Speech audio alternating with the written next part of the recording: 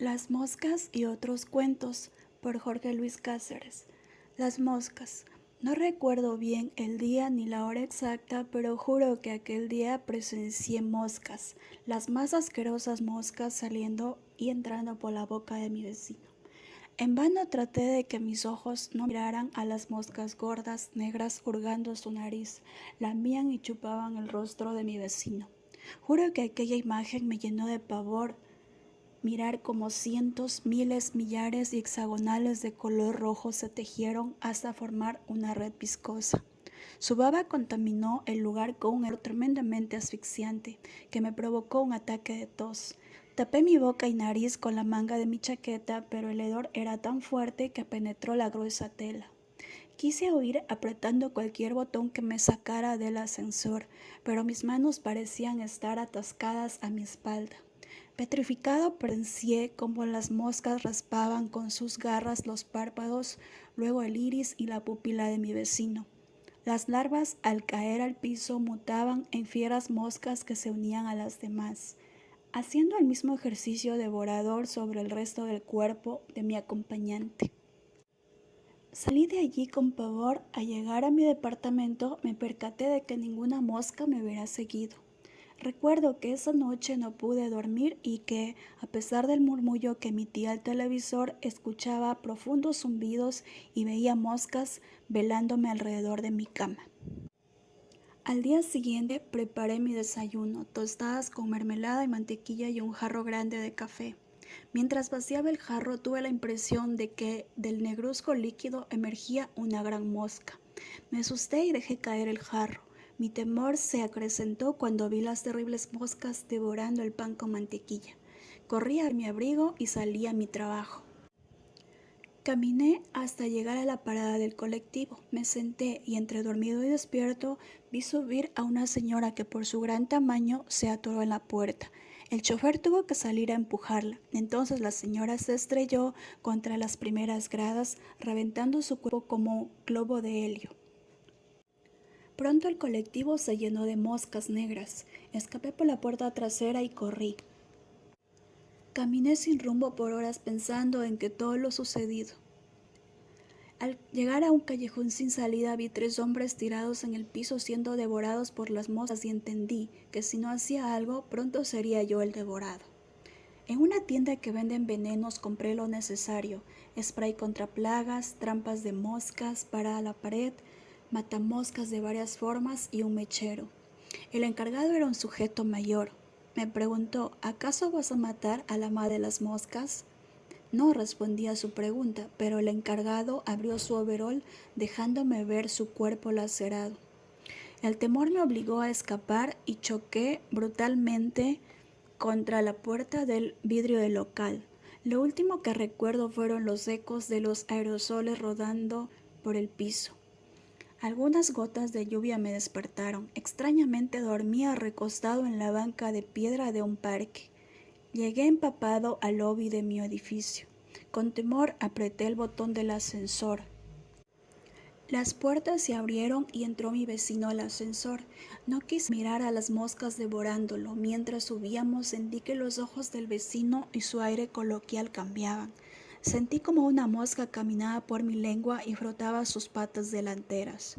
Luego emprendió su vuelo y nos miró a los dos con aquellos ojos rojos, tan fieros como distantes, mientras cientos de moscas devoraban mi cuerpo.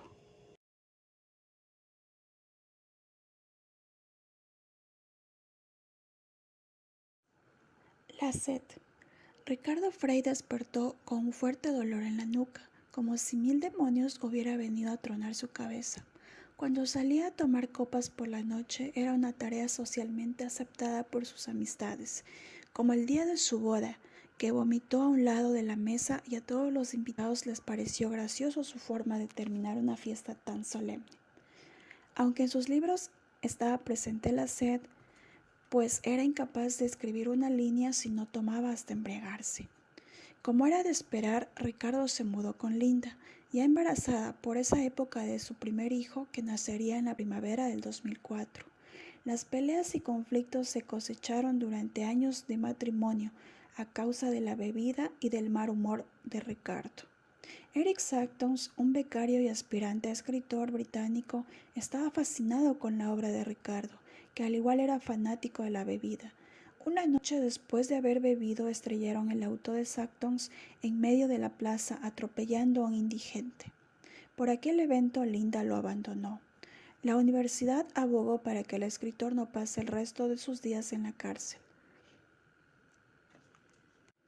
dándole un ultimátum: pagaría todos los daños que había causado a cambio de los derechos de su próxima obra literaria. Por semanas Ricardo barajó varias estrategias narrativas. Pensó en escribir una novela que no logró superar el primer capítulo. Un día recordó que Sanchez le dijera: cuando sientas que el argumento de la historia no cuaja, vete a lo fácil y escribe algo morboso u obsceno. Esa noche Ricardo abandonó la ciudad por un par de meses para recopilar información necesaria para su obra. Los meses se convirtieron en 2 años, tiempo en el que envió a Frederick Upton, decano de la Facultad de Letras, cartas desde Santiago de Chile y Nuevo León en México. Anexando su primer capítulo, Ricardo fue a la casa de Amityville en New York, con la cual iniciaba el ingreso a la Cámara de Horrores. El título del capítulo era 3 a.m. Según la Biblia, Cristo murió en la cruz a las 3 p.m. En cambio, el demonio, en su ingenio, utilizó la misma hora, 3, pero a la madrugada. A esa hora se le conoce como la hora del diablo, porque entidades malignas recorren las ciudades. Ricardo decidió pasar un día y una noche en el interior de la casa para registrar cualquier evento paranormal, pero descubrió que todas las historias no habían sido más que delirios. Upton recibe un paquete proveniente de Nuevo León, que contenía un libro de 400 páginas, donde Ricardo describe sus visitas a casas y lugares embrujados. En el fondo del paquete descubre otro manuscrito titulado Doctor Plata. Durante mi estancia en los Andes, logro que una bruja me reciba para averiguar el origen del mito del Runa Atuk. Al ingresar a la casa lo hago con un policía. Sentada frente a un fogón me espera una anciana en la que desprende un brillo demoníaco en sus ojos, logrando atemorizarme. La anciana pide al policía que nos deje solos. De pronto se desprende una figura negra como brea, rompiendo la piel arrugada de la anciana. Si mis ojos no me engañan, es un licántropo, un Runa Atuk. Me quedé en shock. Al otro día leí una vieja noticia de un periódico de Crónica Roja de Guadalajara. Una mujer escribió cómo un hombre se transformó en un licántropo en pleno viaje de autobús. He decidido que este capítulo no forme parte del libro que envío cumpliendo mi promesa a la Universidad de Wisconsin. He comprado un juego de cadenas de acero para encadenarme en las noches de luna llena, cuando la sed ahora me consume es más insoportable. Pero al día siguiente siempre descubro las cadenas rotas y mi ropa manchada de sangre.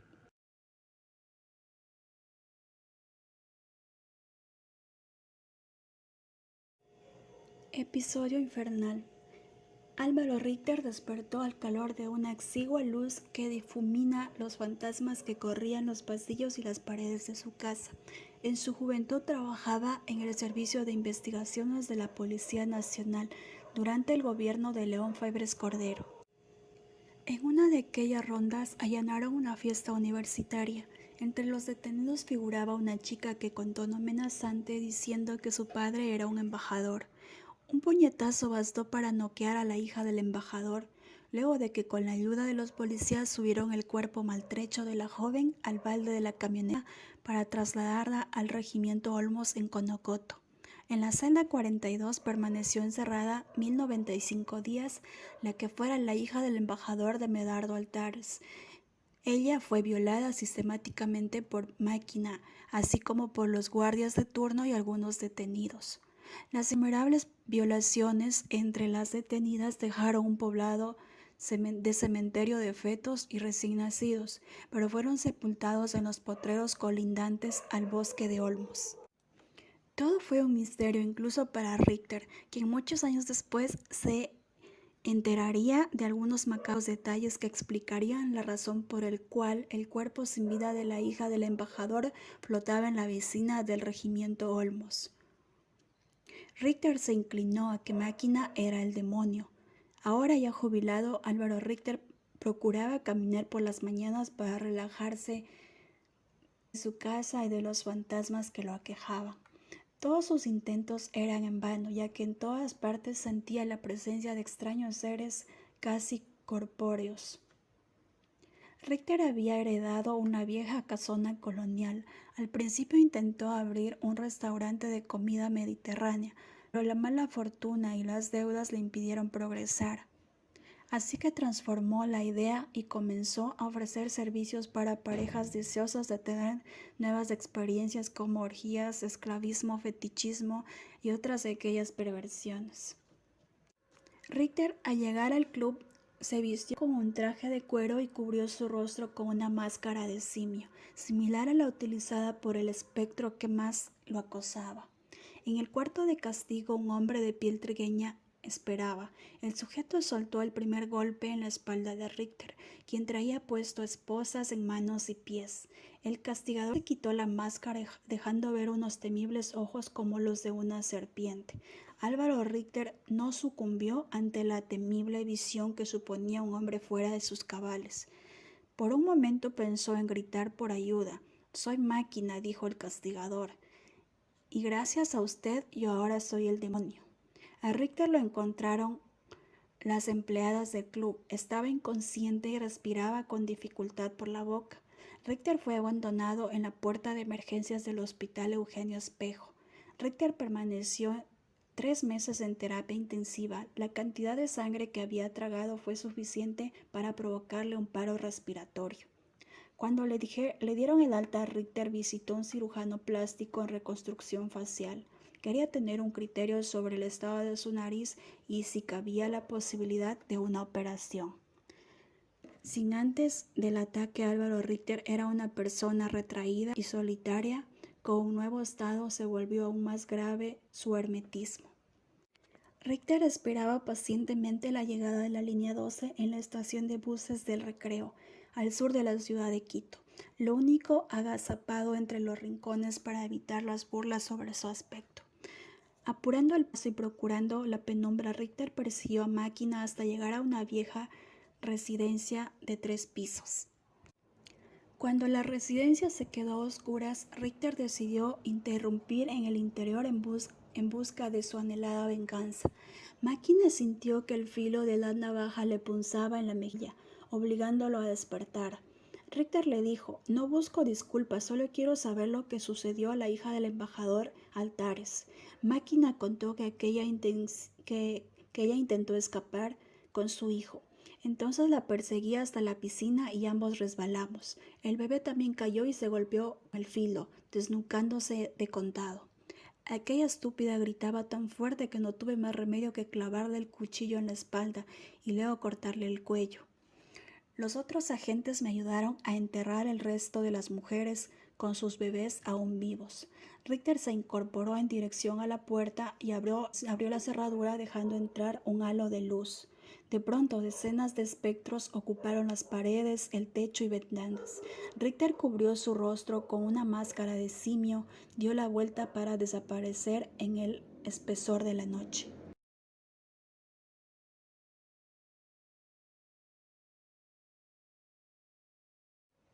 Armario. El auditorio de la Universidad Católica estaba a reventar por los estudiantes esperando la conferencia del novelista y profesor Carlos Luján por los 10 años de la publicación de su primera novela llamado Cráneo y Fuego. Según el crítico Alberto Cisneros, es una reconstrucción mítica de la ciudad de Quito, sobre todo de la arquitectura barroca y gótica del centro de la ciudad. El segundo libro, El peso espada, que tiene su estudio en la población de Capelo, en el Valle de los Chillos. Lo cierto es que Luján escribió libros por separado y en varias ciudades donde estuvo de visita. El mito es propio de los escritores, a muchos los engrandece y a otros los condena. Nadie pensaría que un autor escriba sus obras encerrado o confinado a un oscuro armario. Quizá Luján no contó esta historia, la del armario. Quizás es mejor pensar que los escritores escriben sus mejores obras en hoteles viejos y melancólicos, en lobbies a media luz y escuchando música ligera como jazz. El tercer personaje más importante de los libros es Marina Cox. Era la encargada de llevar 5 fotografías a la casa del profesor Oliver Cadena. Durante los 50 subcapítulos que contiene el libro, Mariana camina rumbo a la casa del profesor, atravesando las calles Amazonas, Mariscal Foch y Juan León Mera, hasta dar con la casa de ladrillo. Toda la obra transcurre en el lapso de 1 hora desde que Mariana Cox sale de un estudio fotográfico en la calle Amazonas y Jorge Washington hasta que llega a la casa del profesor, toca a su puerta y este sale y la recibe con cariño. Luján dio una gira por Latinoamérica y por varios estados de los Estados Unidos, dando conferencias respecto a su monumental obra. 10 años después, frente a un auditorio aún lleno, Luján preparaba el primer capítulo de su tan esperada segunda novela. Luján buscaba una novela que pretendía ser superior en todo sentido. Se sentía atormentado hasta volverse un ser hermético que apenas salía de su casa. Morty Harris lo visitó para sacarlo de su oscuridad y publicar un artículo que salió el 9 de diciembre del 2006, bajo el título El oscuro armario de Carlos Luján. El hermetismo como recurso narrativo, el caso de la esfinge y el armario, daría pie a un nuevo mito sobre el autor y la escritura de su famosa novela. En el caso de Luján se dice que escribió su monumental obra encerrada en un armario que fungía de estudio durante 4 meses. Lo cierto de esta historia es que el armario sí existe. Luján en persona lo confirmó en una entrevista que Radio Televisión Española hiciera en Madrid. Lo único no confirmado es si el autor escribió encerrado o no en la estrechez de su armario.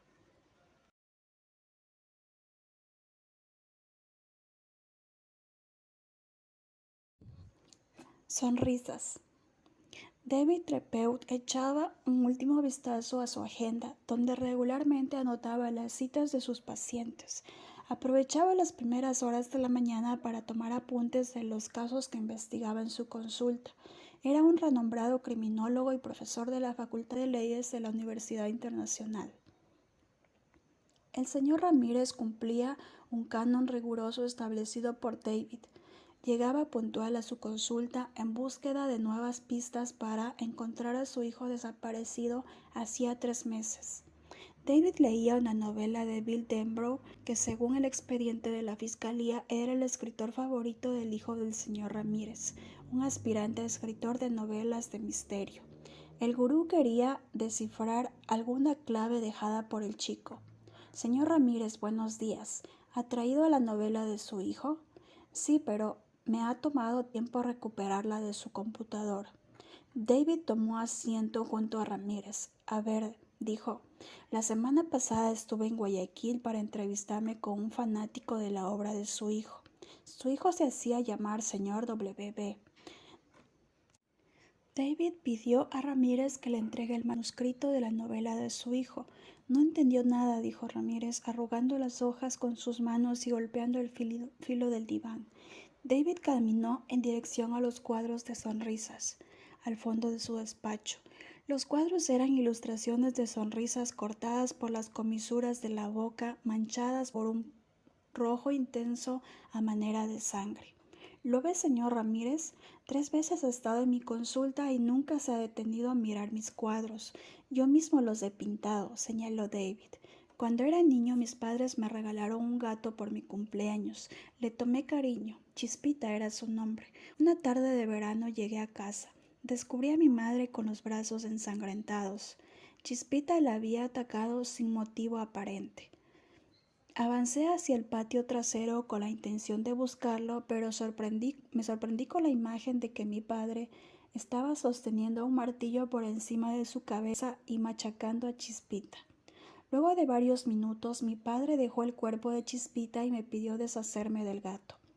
Esa noche tuve la primera de varias pesadillas. Un día mi padre me pidió que le ayudara a cortar el césped. Hablaba de cómo podar los árboles, pero las voces volvieron a ser intensas. Córtalo, córtalo, córtalo, decían. Tomé las tijeras y las metí en su boca cortándole la mejilla. Mi madre, que estaba en la cocina, corrió hacia el patio. Ella no tuvo la culpa, pero apreté la tijera en su garganta, rasgando su cuello. Varios años después, al ir a la universidad, conocí a Laura. Nos hicimos amigos. Cuando nos graduamos de la universidad seguimos siendo amigos hasta que nació el amor entre nosotros. Los primeros años de matrimonio pasaron sin problemas. Todo iba de maravilla hasta que las pesadillas y las voces regresaron. Como terapia, Laura me sugirió pintar mis pesadillas. Leíamos durante hora y media la historia de un payaso que marcaba los labios de un chico con una filosa navaja. Pobre Laura, suspiró David. Se podría decir que murió dormida. Nunca supo cuánta maldad realmente había en mí. La maté sin dolor. No creerá lo que le voy a decir, señor Ramírez, pero su hijo me recordó a Laura. Ramírez no podía creer lo que escuchaba. Durante 3 meses había compartido con el asesino de su hijo. Su hijo se atendió en el diván, acariciaba el lomo del libro con ternura y reía como un niño. Las voces regresaron: córtame, córtame, córtame. Me coloqué detrás de la cabeza de su hijo, quien miraba distraído el libro, y ágilmente coloqué un estilete en su boca y lo corté de un tajo, dijo David. De pronto, el lugar se volvió siniestro y del librero emergió una criatura horrenda. Similar a la brea, sus dientes parecían colmillos filosos como agujas y sus ojos profundos y amarillos. Las luces de la muerte, exclamó David. Ramírez se quedó petrificado al ver a la criatura. Sin escapatoria, la criatura se abalanzó sobre él, cortó su carne y rompió sus huesos a mordidas. Cuando la criatura terminó con Ramírez, desapareció dejando una estela de luz en el despacho.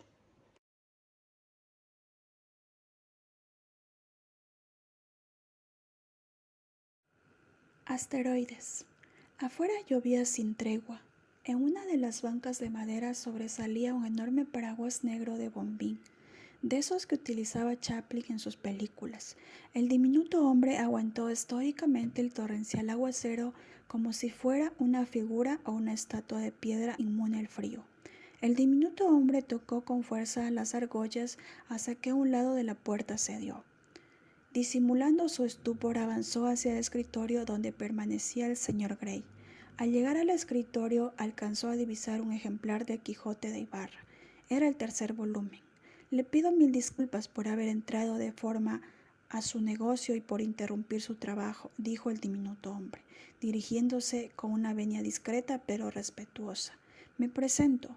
Soy Arturo Buenaventura, profesor y curador de la oficina de los libros más valiosos de la Biblioteca Nacional de La Paz en Bolivia.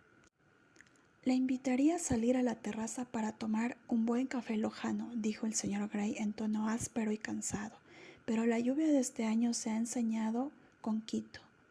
Veo su interés por los libros raros, continuó el señor Grey, mientras abandonaba su escritorio para dirigirse con paso cansino hacia una escalera de churo que llevaba a un desván donde había más estantes y más libros. Ambos subieron los escalones. El desván tenía 2 estantes de pared a pared, similar a los que había en el piso principal.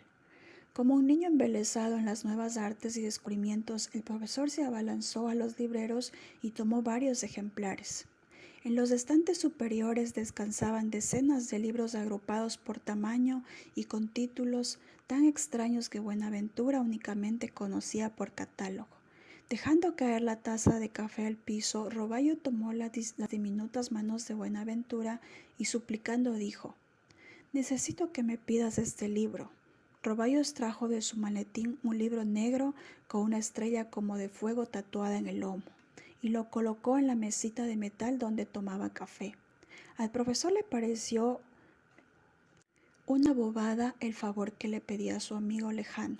Le solicitaba un libro. Sin salida, para no arruinar la camaradería, Buenaventura terminó por aceptar las condiciones que Roballo le exigía. Debería pedir el libro con el corazón, y al hacerlo dejaría su alma impregnada en él. «El cielo se cae a 1000 pedazos», exclamó Grey, mirando caer la lluvia desde el ventanal de la guardilla. «Cumpliendo mi misión, le agradezco por su hospitalidad, pero tengo que irme a descansar». «Usted no irá a ningún lado», sentenció Grey, impidiéndole el paso hacia las escaleras. Ante los ojos de Buenaventura, el aspecto del librero pareció cambiar. De pronto, toda su vitalidad de antaño había regresado. De nuevo era un hombre fornido, alto y esbelto, con rostro despreocupado y algo fanfarrón. Buenaventura retrocedió ante la visión y el milagro que había presenciado. Sin dar crédito, limpió sus lentes con el reverso de la corbata. «¿Qué truco es este?», dijo sobresaltando el profesor, sin quitarse la mirada a Gray. «Casi me da un paro cardíaco». «No es ninguna broma», dijo Gray, mientras movía su cuello e inclinaba su espalda para enderezarla. La puerta se abrió dejando colar una brisa que acarició el rostro del diminuto profesor, como si se tratase de una despedida del mundo exterior. En vano Buenaventura intentó detener a Gray, quien se precipitó entre la lluvia y la niebla de esta ciudad donde parece que siempre llueve.